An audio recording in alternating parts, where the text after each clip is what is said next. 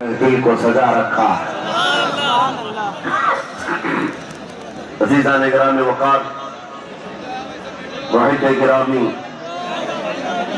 فاضل جامع اعظم حضرت العلامہ مفتی نعیم ازہری صاحب، حضرت علامہ مفتی شاہد ازہری صاحب، دیگر علماء ذوی الاحترام جو یہاں پر موجود ہیں، مشکور و ممنون ہوں ان کی عزتوں کا۔ مفتی نعیم صاحب کرنا میری عادت رہتی ہے، اتفاقی بات ہے۔ مولانا شاہد صاحب ازہری نے مجھے بتایا کہ یہ چوک بھی مجاہد چوک کہلاتا ہے، اور یقیناً یہاں مجاہدین کو ہونا بھی چاہیے، اور شاید 17 نمبر بھی ہے جو ہمارے بدر کی تاریخ بھی ہے، جہاں 17 نمبر بدر کی تاریخ یاد دلائی جائے اور نام بھی مجاہد ہو تو وہاں کے بندے کو بزدل ہونا زیب نہیں دیتا۔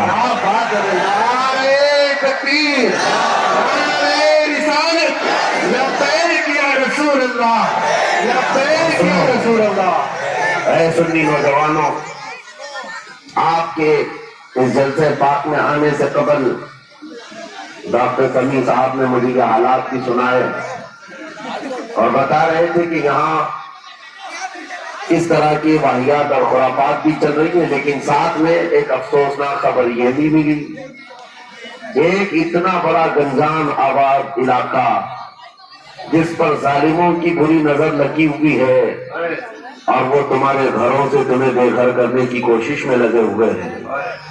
ایک بات یاد رکھو، میں آج کے اس منبر سے انہیں پیغام دے کر کے جاتا ہوں، تم کیا تمہارے باپ داداؤں نے بھی اکھاڑنے کی کوششیں کی ہیں، اور صرف یہ ایک خطہ نہیں ہے، ایک خطہ نہیں ہے، ان کیڑوں کی تو کوئی حیثیت نہیں، ان کا باپ اسرائیل مل کر غزہ کو کچھ نہیں کر سکا۔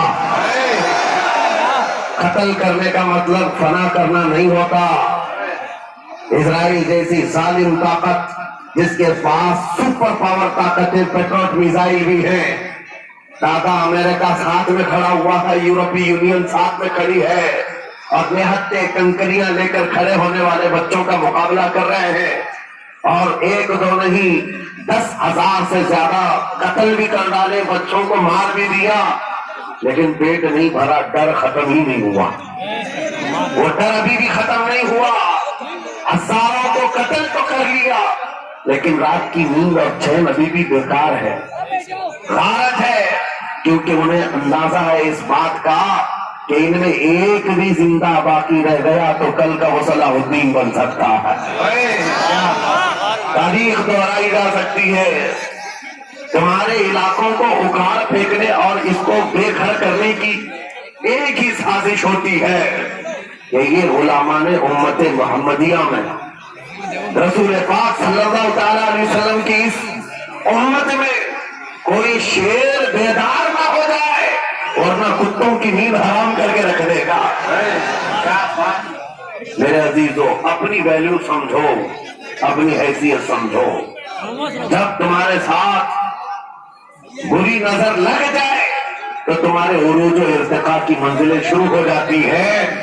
ان ظالموں کو یہ تاریخ یاد ہونا چاہیے کہ جب میرے خواجہ سرکار غریب نواز ہندوستان تشریف لائے تھے، ان کے آنے کے بعد جو کچھ بھی ان کے ساتھ کیا گیا، ان کے باپ داداؤں نے تاریخ بتائی ہوگی، غریب نواز کو نکالنے کے لیے، ان کی جھوپڑی اجاڑنے کے لیے، ان کے خیمے کو توڑنے کے لیے، یہاں تک کہ سرکار غریب نواز جس درخت کے نیچے بیٹھے وہاں سے اٹھوا دیا، کیا کیا نہیں کیا۔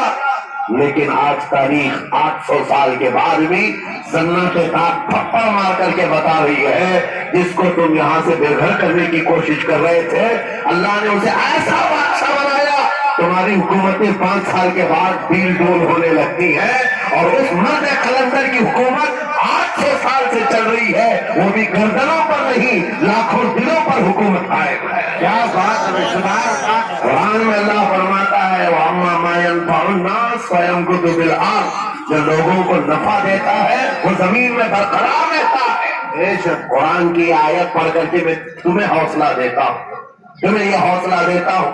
اللہ نے قرآن میں فرمایا ان ارضی واسعہ، میری زمین بہت کشادہ ہے، میری زمین بہت کشادہ ہے۔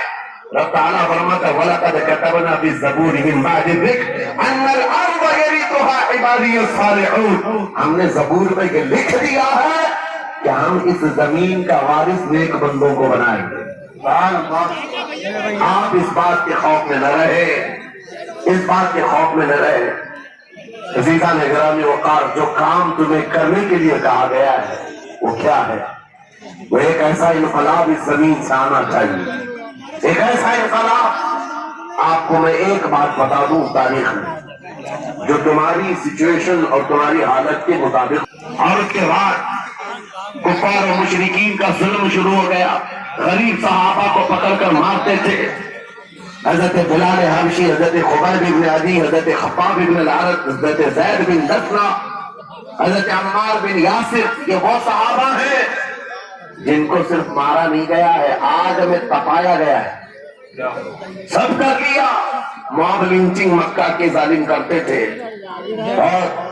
اور ایک دن ایسا آیا، توجہ میں جو کہنے جا رہا ہوں، نبی پاک صلی اللہ تعالیٰ علیہ وسلم حرم پاک میں داخل ہوئے، مسجد حرم میں آئے۔ خانہ کعبہ کی چابی اس وقت عثمان بن شیبہ کے پاس ہوا کرتی تھی، جو ایمان لائے ہوئے نہیں تھے۔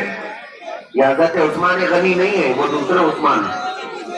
عثمان بن شیبہ کے پاس کعبے کی چابی ہوتی تھی۔ حضور پاک صلی اللہ علیہ وسلم نے ان کے پاس آ کر کے کہا عثمان کعبے کی چابی دو، دروازہ کھول کے میں اندر جانا چاہتا ہوں۔ انہوں نے کہا نہیں، تم ہمارا دین چھوڑے ہوئے ہو، ہمارے دین سے تم برگشتہ ہو، میں تمہیں کعبے میں اندر آنے نہیں دوں گا۔ کس سے کہا؟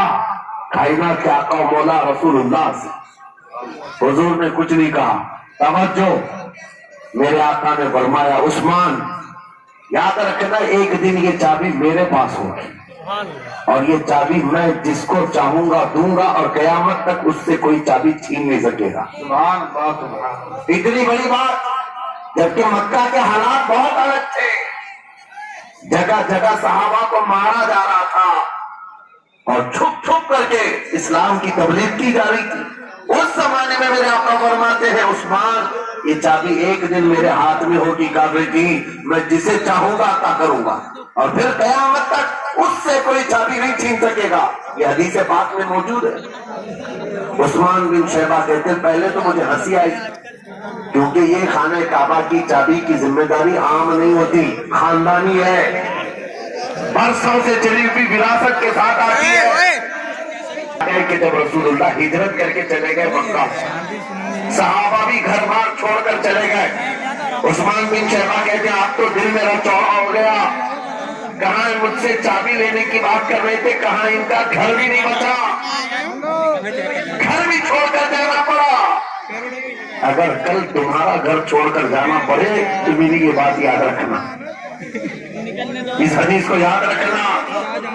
حضور پاک ہجرت کر کے چلے گئے، صحابہ بھی اپنے گھر بار سب چھوڑ کر مدینے چلے گئے۔ عثمان بن شیبہ کہتے اب تو میرا سینہ چوڑا تھا، کہاں یہ چابی کی بات کرتے تھے، کہاں اپنا گھر بھی نہیں رکھ سکے۔ سال گزر گیا، 2 سال گزر گئے، 3 سال گزر گئے، 4 سال گزر گئے، 5 سال گزر گئے، 6 سال گزر گئے۔ ہجرت کے بعد پھر وہ دن آ گیا جب نبی پاک صلی اللہ علیہ وسلم 10,000 صحابہ کے ساتھ 20 رمضان المبارکہ کو مکہ میں فاتح مکہ بن کر داخل ہو رہے ہیں۔ سبحان اللہ، سبحان۔ 6 سال کے بعد واپسی ہے، جب حضور تشریف لائے، مکہ کی گلیوں میں اب مقابلہ کرنے کی کسی کی ہمت نہیں تھی، طاقت نہیں تھی۔ حضور پاک جیسی حرم مکہ میں داخل ہوتے ہیں، سارے ادھر ادھر چھپ کر کے بھاگ رہے تھے جنہوں نے ظلم کیا تھا اپنے دور میں۔ کوئی اس کے گھر بھاگ رہا ہے، کوئی اس کے گھر بھاگ رہا ہے۔ وہ دن آئے گا، یاد رکھو، وہ دن یاد رکھنا۔ کفار مکہ بھاگ رہے تھے، جان بچا رہے تھے، اور میرے آقا کعبے کے پاس کھڑے ہو کر کے اعلان کر رہے تھے آج تمہاری جان بخش دی گئی ہے، آج تمہارے لیے رحمت کا دن ہے، ہم آج کسی کے ساتھ مقابلہ نہیں کریں گے۔ حضور اپنی رحمت کے خیرات بانٹ رہے۔ پھر آؤ سنو، 10,000 صحابہ کے ساتھ جب مکہ مکرمہ میں میرے آقا داخل ہوئے، اب خانہ کعبہ کھولنے کی بات تھی، چابی کس کے پاس ہے؟ عثمان بن شیبہ کے پاس۔ بلایا رسول اللہ نے، کہا ہے عثمان بن شیبہ آئے، سر جھکائے ہوئے آئے، ایمان لائے ہوئے نہیں تھے، کہا لاؤ چابی، چابی دے دیا حضور کے ہاتھ میں، کہا ہے عثمان کیا میں نے یہ بات نہیں کہی تھی ایک دن یہ چابی میرے ہاتھ میں آئے گی؟ وہ سر نہیں اٹھا سکے، سر جھکائے کھڑے رہے۔